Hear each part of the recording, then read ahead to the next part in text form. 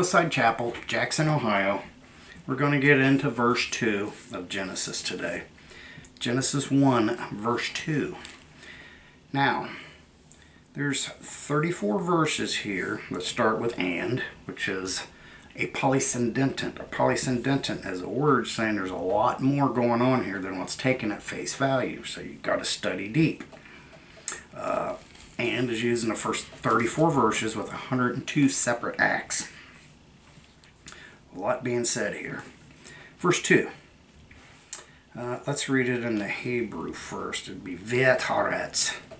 V'et, and the earth haaretz. Was without form and void. This word was don't exist in the Hebrew. This is became. 1961 Haya. Look it up in the Strong's Concordance. Became. You could even look it up in the Vines. It still became. Now it's used over 100 times in the Bible, Old and New Testament. And every single one of them, they correctly translated it, but they got it wrong in the second verse here. Let's go to Genesis 2, verse 7. And the Lord God formed man out of the dust of the ground and breathed into his nostrils the breath of life, and man became a living soul. 1961 Haya. Got it correctly translated here. Go down to verse 10. Genesis 2, verse 10. And a river went out of Eden to water the garden, and from thence it was parted and became into four heads. 1961 Haya. Got it correct here also. And everywhere else in the Bible where became is. They just missed it here in verse 2. Let's correct it for them. And the earth became tohu vabohu, without form and void. And darkness was upon the face of the deep. V'et haaretz haya tohu vabohu, v'koshek al paneh tehom ruach Elohim Rafka Pane Meim. That's all the words in the manuscripts, which are from 700 AD. Way better manuscripts than he used the same manuscripts from the British Museum Library as C.D. Ginsburg did to make the Masorah. Same manuscripts, 700 AD. And the earth was without form and void. This word void, 422 in your Strong's Concordance. And in the manuscripts, doubt if you can see it here. There's 1961 Haya became. Here's 422 void. 422. Well, what does 422 mean? Let's look it up. 422 in the Strong's Concordance.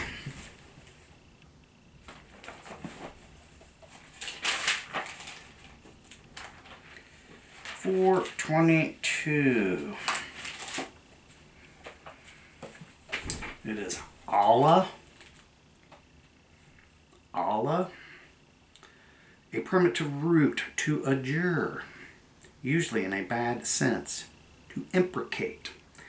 What does imprecate? And it says adjure, curse, swear.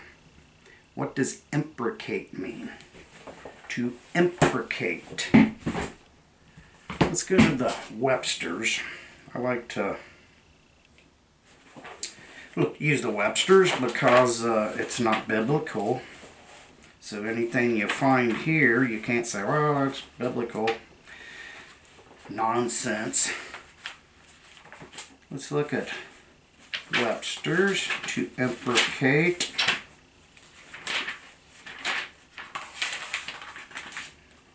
To imprecate. To call down evil upon. A curse. God said He's going to send a curse. And He did. When that god of the air, Satan, and the earth was without form and void, and darkness upon the face of the deep. and the Spirit of God moved upon the face of the waters. Then you have two references here.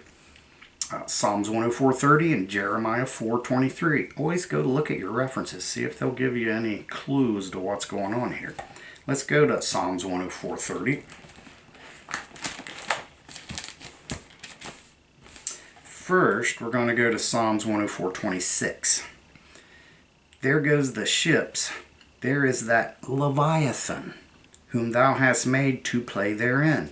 A lot of people say, well, that's a dragon in the waters, whatever they call it, the Leviathan. This is 3882 in your Strong's Concordance.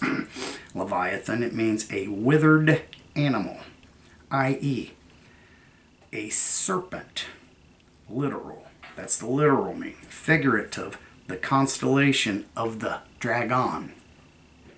Isn't that interesting? That's Leviathan. That's Satan. He's got a bunch of names. He's got a bunch of roles he plays. That's one of them. Now let's go to 104:30. Thou sendest forth thy spirit, they are created. God's hand is moving across the face of the waters. His hand's moving. That word polysyndenon, and God is moving. He's done something. He's performing. Thou sendest forth thy spirit, they are created. And thou renewest the face of the earth. That's why you got that reference there. He's telling you, renewest the face. Why? Well, because he destroyed it. Tuhu Vabahu. It was a waste.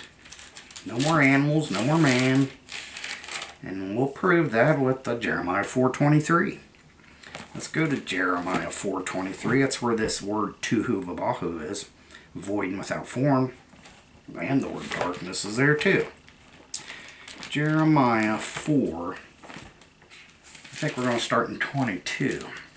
Jeremiah 4, verse 22. For my people is foolish, or sottish children. They have not known me. They are sottish, old Anglo-Saxon word. Means dumb as dirt. Children. These are the ones that don't follow him. These isn't the church. This isn't the elect. It isn't the chosen ones. They're smart. They follow God. The ones that don't follow him, that goes into the groves, they're the stupid ones. They're putting their soul in danger. For my people is foolish, they have not known me. They are sottish children, they have none understanding. They are wise to do evil, but to do good they have no knowledge. Knowledge, Hosea 4:6. My people are destroyed for lack of knowledge. You don't want that to happen to you. Verse 23, Jeremiah 4:23. I beheld the earth. Past tense again. Second witness, Hebrews 12:26. That's your second witness, and it's in the New Testament. Hebrews 12:26. What does Hebrews 12:26 say? Whose voice then, past tense, shook the earth.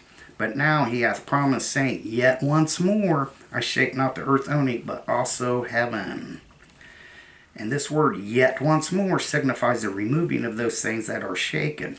He shook it in the first earth age, and he removed what things? Satan and his overthrow got removed. He was cast down to the earth, him and his angels, into the earth. Hades. I only used one time Hades. That's that pit he's in. Let's go back to Jeremiah 4, verse 23. I beheld the earth, and lo, it was without form and void. Tuhu Vabahu. And the heavens, they had no light. Exact same thing that's right here in verse 2 of Genesis. Genesis 1:2. And the earth was Tuhu Vabahu, without form and void, and darkness was on the face of the deep. Jeremiah 4:23. I beheld, past tense, the earth, and lo, it was without form and void, and the heavens, they had no light. Word light's interesting. We're going to get into that here in the next verse. I beheld the mountains, and lo, they trembled, and all the hills moved lightly. He shook it up, broke the plates. At one time, the earth was one mass. Any evidence for that? Absolutely. Ashfall Springs, Nebraska State Park. They're a team there at the University of Nebraska found some prehistoric bones, and on excavation they found out they're all Africanized animals. They're all intact. God left them there for us to see. All intact. Every vertebrae still in the, all the way down. Still in the back, the tail, all of them still there. It was covered up with 4 foot of ash from a volcano in Idaho that dropped 4 foot of ash on it. Preserved, it wasn't scattered by scavengers. They don't find dinosaurs all intact completely. They don't exist. They get scattered by scavengers. These ones are all intact. Go look at it. How did Africanized animals get in Nebraska? I beheld the earth, and lo, it was without form and void, and the heavens they had no light. I beheld the mountains, and lo, they trembled, and all the hills moved lightly. Jeremiah 4:25. I beheld, and lo, there was no man. Not some men and women on an ark with animals floating around. There was no man, and all the birds of heaven were flying. There was no birds. 26. Jeremiah 4:26. I beheld, and lo, the fruitful place was a wilderness, and all the cities thereof were broken down at the presence of the Lord in his fierce anger. What cities? Did you ever look at Egypt, all them wild stuff they got there? Big old statues made 60 ton, 100 ton, 200, whatever. They weren't made by men that we know of. They were made by probably angelic man. Piku Pishu, Lake Titicaca, Olitumbio, or whatever that place is called, Cusco, all them places down south. Piku Pishu, it's got the H blocks in it. Those H blocks are diorite. The next hardest material to diamond is diorite. How could you cut that? Only with diamond tip tooling or some lasers of some sort or some other method we don't know of. And how'd they drag them up on a mountain with no roads? Think about that. And they was quarried like 600 miles away from site. No roads. There's no roads today. Never was no roads there. There's no trees. They're so high in the mountain, the oxygen's so thin. There's no trees to roll that stuff on. And no roads. How did it get there? That's all I got to say about that. Broken down at the presence of the Lord and his fierce anger. 2 Peter 3:6. We went over that. Go look at it. And the earth was without form and void. Genesis 1:2. And darkness upon the face of the deep, and the Spirit of God moved upon the face of the waters. What is this word darkness here? It's koshek. Now, darkness generally, as the way we would think it, light and day, would be Arwada 5939. Look it up. It means dusted dawn, that type of light. And then you have Shawshak 28:21, which you can find in Proverbs 4 verse 19. You'll get an example of what that darkness is. But this darkness is Koshek 28:22. It means death and wickedness. Don't mean dark at all. Matter of fact, the sun wasn't even made till what day is it? Every third day or whatever. We'll get over there. Verse 15.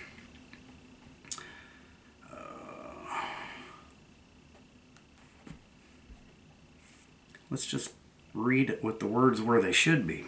And the earth became without form and void, and death and wickedness was upon the face of the deep, and the Spirit of God moved upon the face of the waters. What's waters in Rev 17:15? Let's look at waters in Rev 17:15. Revelations 17:15. And he said unto me, the waters which thou sawest, where the horse sitteth, are peoples, multitude, nations, and tongues. And the earth was without form and void, and darkness upon the face of the deep. Void, tuhu.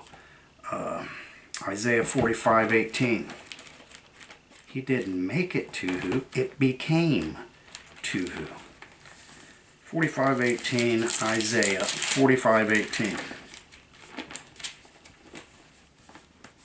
For thus saith the Lord God that created the heavens, God himself that formed the earth and made it. He hath established it. He created it not in vain. He formed it to be inhabited. It was not created tuhu. It became tuhu. And I think it plainly states that in Jeremiah. That's it for today. I don't think I left much out. There's always way more you could study on here. Look at your examples they give you. They don't give them to you for no reason. They're there for a reason. Look at them. Make sense of them. We'll get into this day and night and the word yom and the word or and all those coming up in verse 3, 4, and 5. And until then, do a little study. Have a good day. And you can find darkness, that Luke 179 will tell you about darkness too, but not this one. That would be Shawshank, but in the Greek. That's it for today. Have a good day. Pastor Wayne, Hillside Chapel. Peace out.